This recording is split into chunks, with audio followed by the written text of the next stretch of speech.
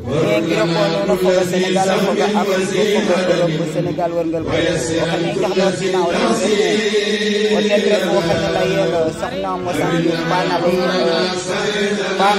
banale tuban o xa injax nortina meke soxna mo san Diouf tay indaf mene la yel mbal ngoñ quartier ne na grefna na ndum jigelale fi sel mbadan iyono fo xen ma xole yala Ndung TV la chaîne de référence ref sen télévision YouTube bu Ndung te waxe ginaaw may sim no ngeno gona fo simongolof ilamti dong meke indef na no jigelole Ndung xari xewu may meke xaye de safar den ten xewu me isim ne nun no gon nun fa simangol nun moƴe ñaanano ana mbasu fay fo ɓaslum ñaananewe mbal ngoñ fop fo gewi duna yasam jama sax kam saaxre fop fop a mbodanelo roga wagani yasam a fi'in i ndakwiide meke no xa kiido kiid kiide moƴe ngidma Amet Njaay moƴano ñaanano yasam o yaaloxe geen win manu refna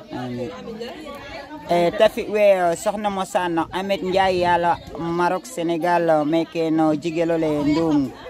iyoni no fo wa Ndung TV gérant Aliou Faye Amet Njaay ko ya refo talibé le ngolana fi amene safar jigelole Touba mbal ngoñ na quartier Ndungo no o jigel fisel mbadan xari wago ñaaxa Amet ginaaw bo gaga faafna gem ñaaxan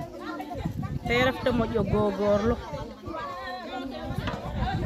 a ɗeeti tam mena inortina i o kiin moom toujours malu no ɗeeta me inortona gulmikiro i to faño fi leŋ we yoon we nguponge ba fi'a den yoon fi we fod tona yoon a fi'angan xano waago muc mu refna i gagam felala jamane na xeɗa o yaalo xe damtin te a gayna ko mbin par sabab fa lenga jeexɗatin jërëjëf soxna mo san Diouf cant ak ngërëm a ñeexalangi o ñëw téeméeri at na yoon na fo beret bafreta to ba dara yaqin i mba fa ful no o lakas bota mbamir jërëjëf